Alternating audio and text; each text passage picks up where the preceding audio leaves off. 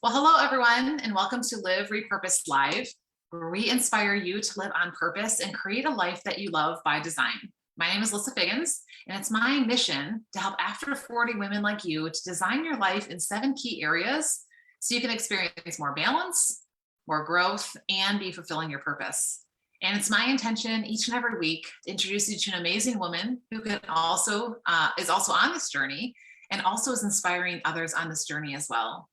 And so today I'm excited to introduce you to my friend Kelly Anderson. Kelly and I have been getting to know each other over the last month or so, and she is on fire. And you're gonna love this. So she's the founder of the movement called the Biohacker Mom, which we'll have her share more about in just a minute, where she inspires and trains women and moms who are after 40 in all things health related as well as anti-aging. Who needs some of that, right? And here's one of the things I love about Kelly. She has this huge vision to really serve and lift up women who are, especially those who are single moms. And that was born out of her own journey, as she knows firsthand what the needs are of a single mom and is really intentional about supporting them and being able to live to their optimal potential, both inside and out. So Kelly, thank you so much for being with us today. Let's start off with a little bit. I'd like to kind of get to know you. So you're helping single moms now to really be, optimizing their life, but you probably weren't always in that place. So take us back just a little bit and tell us a little bit of your journey about where you were and how that's gotten you to this place where you're helping women with this today. Well, thank you, Lissa. Thank you so much for having me today. It's great to be here, and hello to everyone out there. Thanks for watching. And so I come from an art background and an exercise background. I started drawing and painting when I was about 3 years old, and I was really passionate about that. And I just really dove into art and was an artist for a long time. But I was also always really athletic. When I was 12, I decided to take up running on my own, and it was a lot like Forrest Gump. I can really relate to Forrest Gump because I just decided one day that I was just going to start running. And for a long time, I ran every single day, like 3 to 4 miles every single day. I mean, literally just started one day when I was 12. I just said, I'm going to do this. So I was always really big into exercise and being healthy. And so as I got older, I was dabbling in all kind of things, but I was always like trying so hard to fit my art and my exercise together. And then I also had a really big heart for helping people. So in my 20s and early 30s, I was a muralist, and I had a mural company, and I loved it because it kind of checked off all 3 boxes. I was on the side of buildings. I was doing, 20-foot, walls inside, bars and whatever. And so that checked off the physical part because I was climbing up and down ladders and reaching and carrying big gallons of paint everywhere. That checked off the exercise physical part. It checked off the creative art part, and it checked off the bringing people together. I just love that murals kind of brought communities together, and I was just really passionate about moving the masses, getting the masses to think, kind of wake up a little bit. And then in 2008, when the economy tanked, that business tanked. And I went 6 months without a phone call, and it really kind of scared me to death. So that's when I started branching out. And it was also around that time that my husband and I were starting to think about having kids. And so I knew I had to do something different. So I got into teaching exercise. So I started, first off, I really dove into Pilates. I was teaching a lot of mat classes. Then I got into teaching spin classes, then weight training. And that just kind of took on literally a life of its own. And so next thing you know, I'm a trainer. And the art part, you know, I still was always drawing and painting, but it was just kind of off to the side a little bit.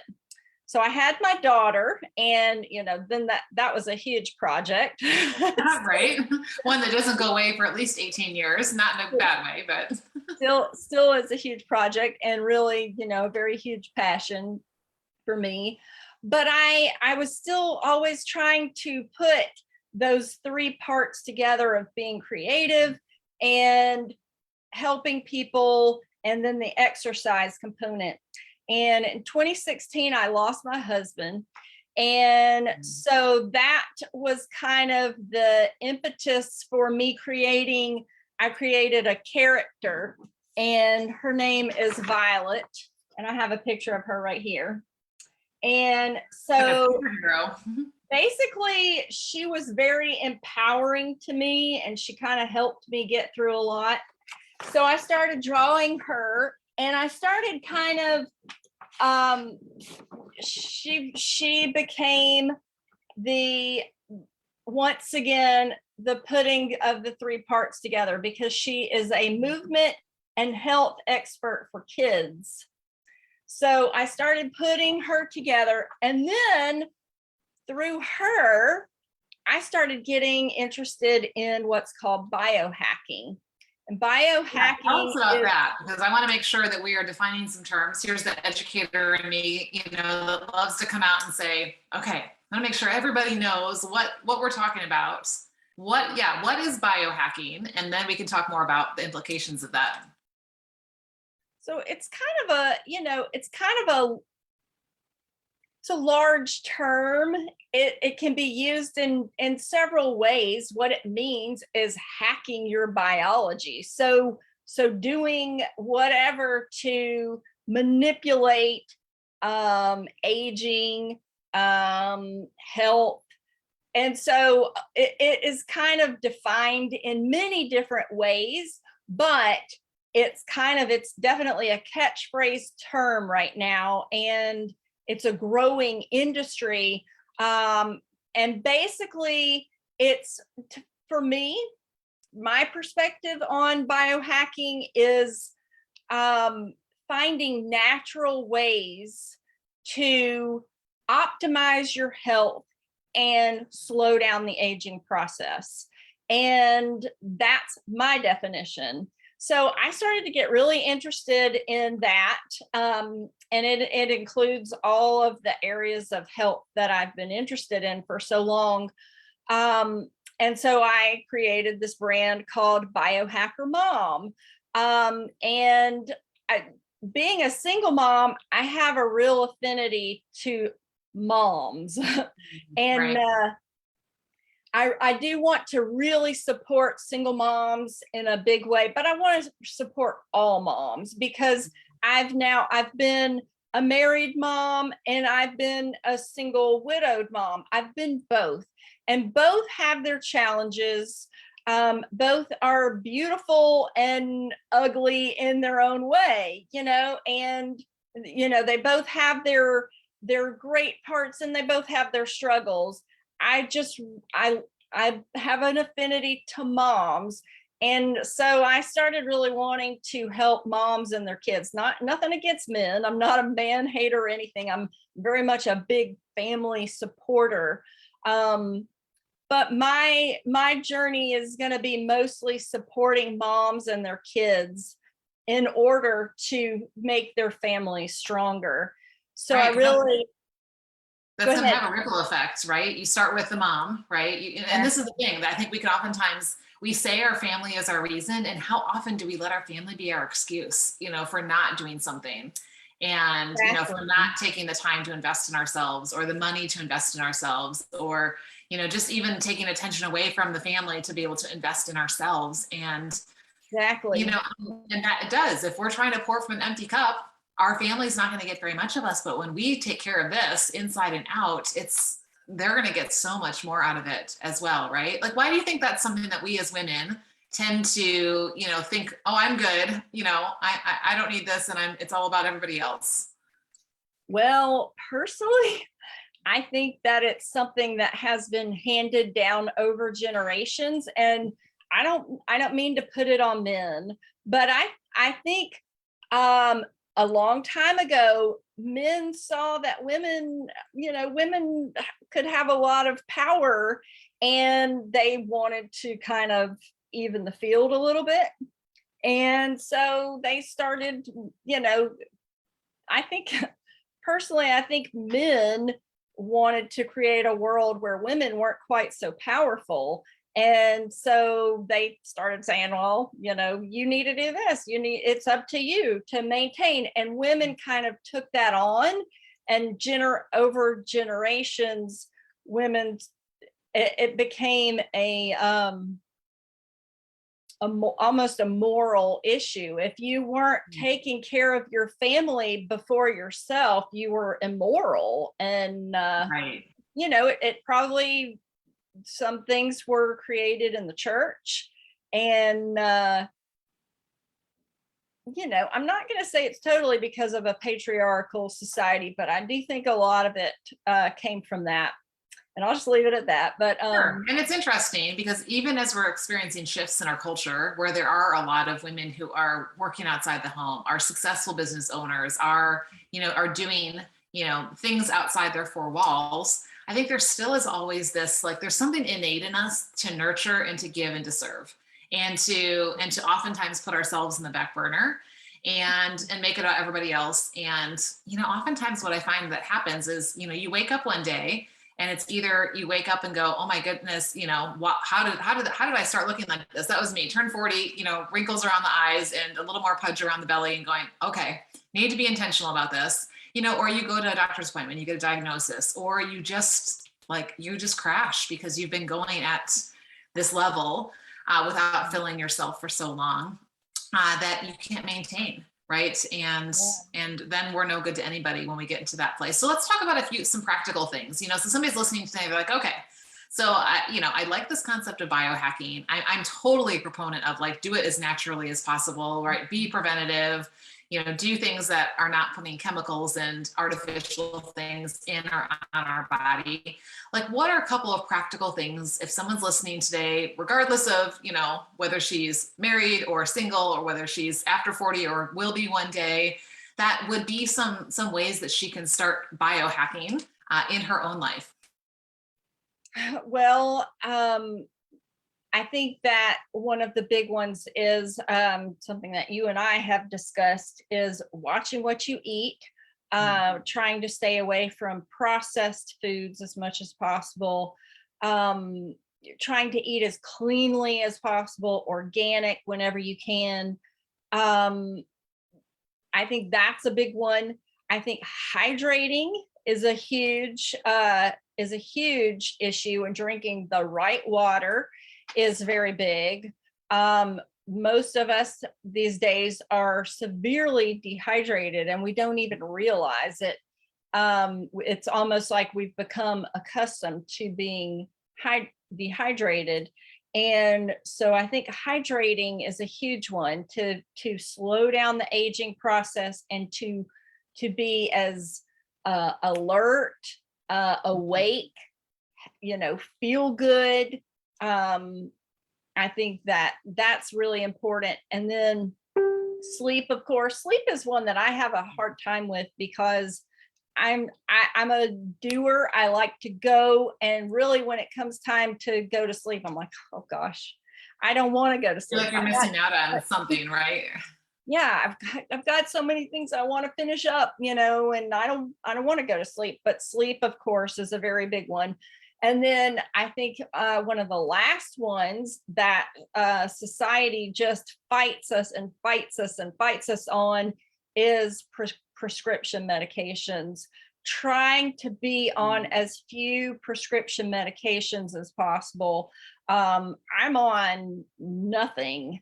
As I do take vitamins, I take some supplements, but as far as prescription drugs, I'm on zilch, and I'm going to do everything in my power to keep it that way as long as possible. And I think this is such in our society today, modern day society, we're so ingrained. You've got an issue, let's just throw a pill at it. Let's just throw a pill at it. Yeah. So, And then you see the commercials with all the side effects. And I'm oftentimes saying to myself, I'd rather have whatever that issue is than all the other stuff that could come along with the medication, right? exactly. So what I'm hearing a lot of, Kelly, is intention, right? Like all these things you're saying, being mindful of what you're eating, being mindful of drinking enough and the right things, being mindful of what you're putting, the rest you're getting, being mindful of what, you're putting in your body and how you're responding when it's not feeling well. It's all about that. And one of the things that you and I talk about is this whole idea of looking at our life now and looking at ourselves now from ourselves with our goal achieved. So let's kind of like help people understand that process of like reverse engineering, right? So like, you are the penultimate biohacker mom 5 years from now, right? How is you thinking about being her going to change the way that you act and the choices you make today? Well, definitely being even more intentional. I've gotten to where I use that now, that kind of the mantra in all of my daily decisions is my goal achieved. Biohacker mom Kelly, is that what she would be doing? And so, just every day working to be more intentional to act from that person. And I think anyone as a biohacker, it's a great exercise because you're trying to be the optimum. You're trying to be the best as far as mindset, as far as your body health. You're trying to be the optimum. So to think from that point of view that's how to get there. I love that. And one of the things that I've really been focusing on is how to do less. And when I think this is really key when it comes to thinking like you with your goal achieved, because you're only going to do the things that really are essential that would have moved her to that place, right? All the fluff, all the stuff that in the moment, the chocolate cake looked amazing. I'll be honest, there was a bag of cookies that someone had dropped off the other day and it looked amazing. And then I ate one and I was like, I really didn't feel very good afterwards. And, so, okay, I'm going to move on. I'm not going to beat myself up over it. But, sometimes all those little, this is how I feel in the moment things would kind of seem to filter out, right? When you start thinking about like, what would she choose if she was here right now? And in this place that I am. Definitely. Oh, most definitely. And also to add to that, looking at your habits, like one of the things we're talking about right now is habits. And like, I've got some clients as a personal trainer, I've got some clients and they drink Diet Coke every day. I've got about 3, and I've tried to talk to them, there are other alternatives. And they're like, I just simply can't. I have been drinking my Diet Coke for so long and it's my favorite part of the day. Well, looking at habits like that from your goal achieved person, does your goal achieved person drink Diet Coke every day? Look at the habits that this person has. And so I think that's another really important one. I love that. And what I've learned, and I think you and I both see this every day because we're being intentional about this, is that when you get around other people who are also pursuing this optimum health, right? This optimum life, you can't help but rise up to that next level, right? You can't help but be challenged to step up or to change a habit like you were talking about, or to take things to the next level in what it is that you're doing. So real quickly, before we close things up, like what has it done for you? And what have you even seen your clients when there are other people that are involved in that process, whether it's a coach, whether it's some kind of a community, that you're a part of? What difference does that make when we come together versus try and just, strong arm it and do it ourselves? I think what you just said, it kind of makes you, you're being held more accountable. And also if you're around people who, who are wanting good for themselves, then they're more than likely wanting good for you too. And it almost becomes something where it's like, I don't want to disappoint them. I don't want to let them down. I'll even now, I'm working with you. I'll even have times in my day, even though I'm a coach, I'm coaching people on how to be, we all have our weaknesses. I'll even have moments in my day where I'm like, would Lissa, would Lissa or Delynn, would they approve of this? Would they like this? So I think having that accountability, even though that person may not be with you or in front of you at the moment, you start having that person in your mind, like, they care about me. Would they want me to be behaving or acting out in this way? So I That's what think I call positive peer pressure, right? yeah, Like, positive. it's having the right kind of people in your inner circle. And I think that's the key, right? You find those people that you want, that you're taking these like characteristics, and it's almost like you get to create this new picture of who you're going to be. And you can pull some of the different things that you see in other people and put them together. And oh my gosh, she's going to be amazing. But that's oftentimes, we get that inspiration from other people. So I love that, and I joke a lot because one of the things like that I talk about is washing your face at night. When you don't wash your face, you actually accelerate. We talk about anti-aging. It actually accelerates the aging of your skin. They say 4 to 7 times. I don't know how they measure that, so I can't vouch for that. But so I've had women tell me they've gone to bed because they were just so tired, and they were laying there and they thought of me. They're like, oh no, Lissa said that my skin is going to age faster if I don't wash my face. And they've gotten back up out of bed and they went and washed their face. So, right. So yeah, that can be a positive thing, being around other people who are being intentional and who are growing, and, go to the people that you want to be like and get your advice from them. Don't go to the person whose health is a mess and whose life is a mess and relationships are a mess. If you want advice, or inspiration on how to move forward, like, go find those people and invite those people into your life, whether it's someone like you said that we get together with in person or virtually, or maybe just someone you follow, right? Or you listen to their teaching or their podcast or whatever, like, bring those people in. So I know that you are somebody, I always like saying, like, you need to have the right people to support you in the stage of life you're in. And so you are just passionate about supporting others. So someone who's listening today, my audience is typically after 40 or will be one day. So where can people find you? What maybe can they look for? What resources do you have that you want to highlight before we go today? So I am on Facebook, Kelly Stevens with a V Anderson, or Biohacker Mom. I'm on YouTube, Biohacker Mom, and then my website is The Biohacker Mom. And that's I'm on Instagram too, but Instagram's weird to me, so I don't promote it all. I like to have our preferred places, right, to have people find us. So I'm going to encourage you, if you're listening today, go find one of those platforms where you like to hang out. Go follow Kelly, right? Listen, she gives great tips and resources and has interviews and all kinds of things to help you to really optimize your health and wellness inside and out, and to really live out this life that you were designed to live. And one of the things I'm passionate about is helping women, especially in this stage of life, to not just keep doing all the things, right? Because we're in the hamster wheel and we're going to be, like we said, just exhausted and drop, and then no good to anyone, including ourselves. Mm-hmm. So, start focusing on doing less, right? And focus on, get rid of all the fluff, all the stuff that doesn't matter, right?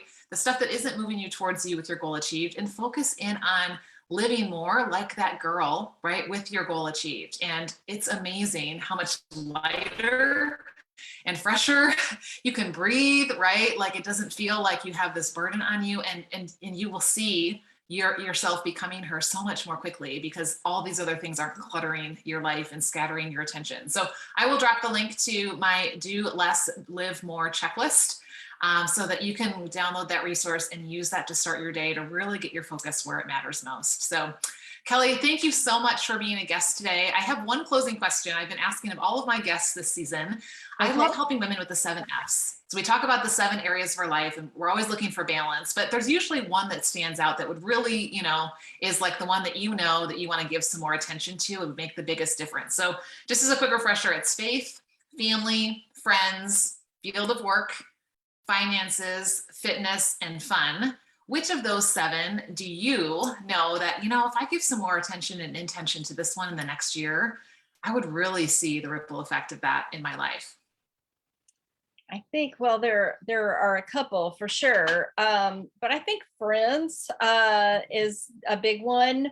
as an entrepreneur, sometimes you can get sucked up into, just the workings of trying to get a business going, and it can sometimes be all consuming. And so then it's hard to have friendships, and especially after COVID, everyone kind of went into their little Bubbles. hole. Yeah. And Right. and I think it became hard for a lot, and I will agree with me. It became hard to get out there and be with friends. And I know I kind of just got into a rhythm of just being to myself and just focusing on my business. And so working on friendships again is a big one for me. I love that, and it's like any of the areas, right? When you work on that area, you're going to show up in your business in a different way. You're going to show up as a mom in a different way. Your faith is going to grow as you're inspired by other, like it has this ripple effect into every area of your life. So Kelly, I'm so glad that we're connected. It's been so fun to introduce you to my audience and let them get to know you and your hearts. And I really encourage you, if you're listening today, to go check out the resources and make sure that you share this episode with a friend, right? With a colleague, with a neighbor, with a family member, somebody who you know and love and wants to be intentional about how they're living their life so they can live it optimally. So please make sure that you share that. And until next time, keep living out your purpose and creating a life that you love. Thanks so much, Kelly. Thank you, Lissa. Thank you, everybody. Have a great afternoon.